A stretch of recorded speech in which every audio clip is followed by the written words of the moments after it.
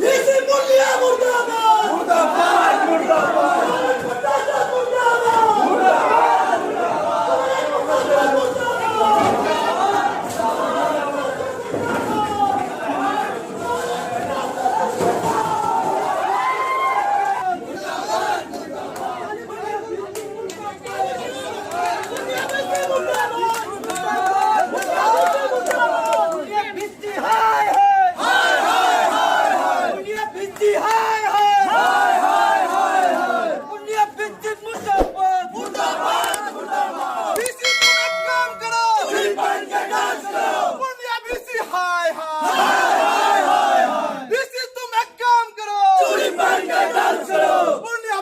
हाय हाय दुनिया बीसी मुर्दाबाद मुर्दाबाद मुर्दाबाद दुनिया बीसी मुर्दाबाद मुर्दाबाद दुनिया बीसी हाय हाय प्रशासन हाय प्रशासन हाय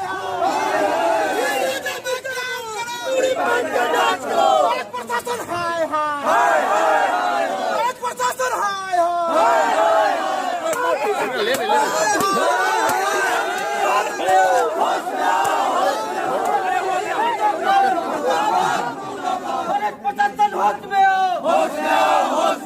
तुम एक काम करो बीसी तुम एक काम करो पूर्णिया बीसी हाय हाय बीसी तुम एक काम करो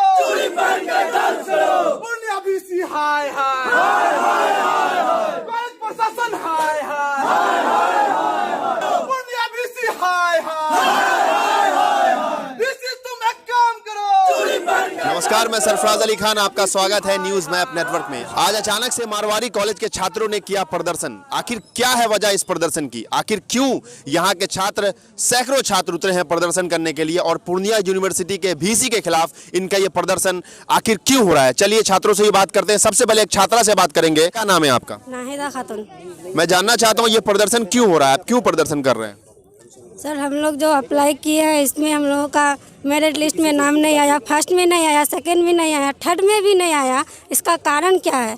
उसके बाद चौथा लिस्ट आया, उसमें भी हम लोगों का नाम नहीं आया। बाकी सबका तो एडमिशन हो रहा है और जिसका नाम नहीं आया है तो कैसे एडमिशन करेगा? वो क्या करेगा? इस साल नहीं तो कब करेगा? दिन ब दिन टाइम निकलता जा रहा है कि हमारे जो प्रिंसिपल साहब मारवाड़ी कॉलेज में है उससे अनुरोध करते हैं कि वो जल्द से जल्द सभी बच्चों का एडमिशन करे और सभी को पढ़ने का मौका दे, नहीं तो हम लोग आगे भी बढ़ सकते हैं। कुछ छात्र नेता भी हैं, सभी दलों के छात्र नेताओं ने मिलकर पुतला दहन किया। तो चलिए उन्हीं छात्र नेताओं से बात करते हैं कि आखिर क्या वजह है। तो सबसे पहले बात करेंगे अमन रजा से।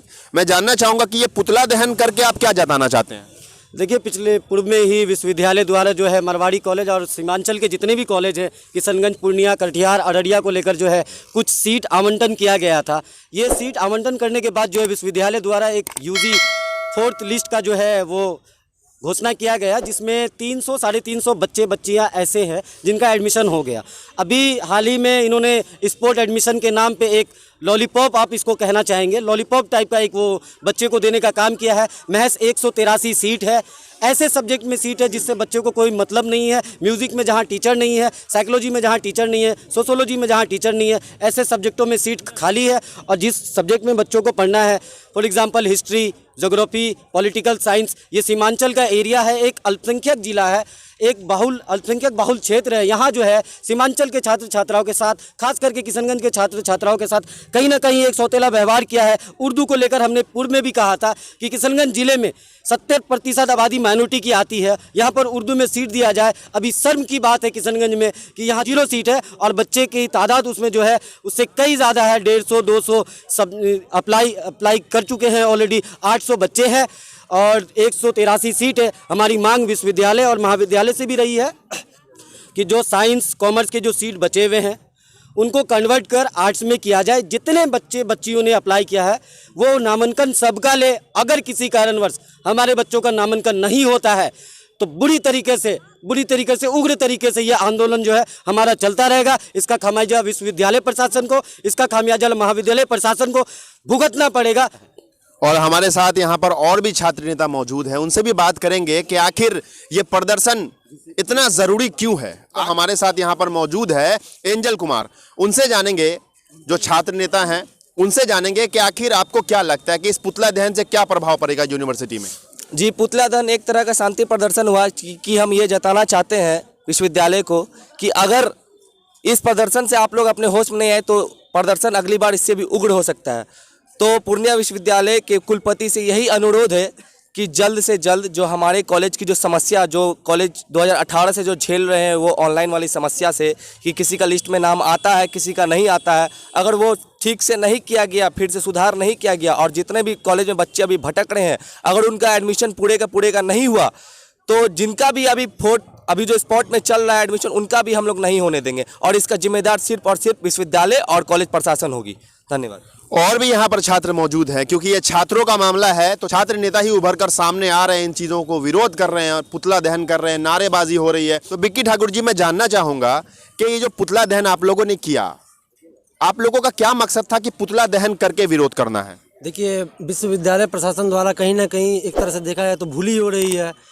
ऐसे छात्र छात्राएँ हमारे साथ अभी खड़े हैं जिनका इंटर में 65% मार्क्स है, 70% मार्क्स है, 80% मार्क्स है, वो अब तक एडमिशन नहीं ले पाए हैं। लेकिन कुछ ऐसे विद्यार्थी हैं जो फर्स्ट मेरिट लिस्ट में ही उनका नाम आ गया है, जो 50% इंटर में मार्क्स लाए हैं। तो विश्वविद्यालय प्रशासन द्वारा जो है कहीं ना कहीं भूल किया जा रहा है। और एक सवाल विक्की ठाकुर जी मैं ये पूछना चाहूँगा, ये छात्रों की तरफ से है कि कुछ ऐसे छात्र हैं जिनका कहना है कि पैसे लेकर कुछ ऐसे नेता हैं या कुछ ऐसे कर्मचारी हैं जो छात्रों का एडमिशन कराते हैं जिनका मार्क्स कम है उनका भी, तो इन चीज़ों को कैसे रोकेंगे अवैध तरीके से जो एडमिशन हो रहे हैं? देखिए, अवैध तरीक़ा से जो आपने कह रहे हैं कि यहाँ पे एडमिशन लिया जा रहा है, ये तो कहीं ना कहीं ये मतलब ये किसी के द्वारा आरोप प्रत्यारोप लगाया जा रहा है। क्योंकि अब जो है सिस्टम वो ऑनलाइन हो गया है, जिसका मेरिट लिस्ट में नाम आता है उसी का एडमिशन होता है। ये पहले वाला अब सिस्टम नहीं रहा, बच्चे खुद अपने से ऑनलाइन करते हैं, जिस बच्चे का नाम आ जाता है उन्हीं का एडमिशन होता है। अगर कोई पूंजीपति है बहुत बड़ा, अगर करोड़पति खानदान से भी बिलोंग करता है तो वो अगर चाह लेगा कि अगर हम 40% में एडमिशन करा ले तो वो अब संभव नहीं है। यानी आपका कहना है कि अवैध तरीके से एडमिशन की प्रक्रिया इस कॉलेज में कोई प्रावधान नहीं है, ये बंद हो चुकी है। अब यहाँ पे जो भी छात्र आते हैं मिडिल क्लास से आते हैं, क्योंकि अपर क्लास वाले तो सब पटना दिल्ली चले जाते हैं, सब गरीब फैमिली से बिलोंग करके आते हैं छात्र। वैसे छात्रों का पैसा यूनिवर्सिटी द्वारा ले लिया जाता है ऑनलाइन के नाम पे, नामांकन होता नहीं है और बगलाया जाता है, लॉलीपॉप थमा के घर वापस भेज दिया जाता है। अगर एडमिशन होगा तो 800 बच्चों का होगा और अगर नहीं होगा तो एक का भी नहीं होगा, चाहे वो जेन्युइन तरीके से करा ले। अगर हो भी रहा है तो वो होने हम लोग तो नहीं देंगे, बाकी आप लोग पे डिपेंड करता है।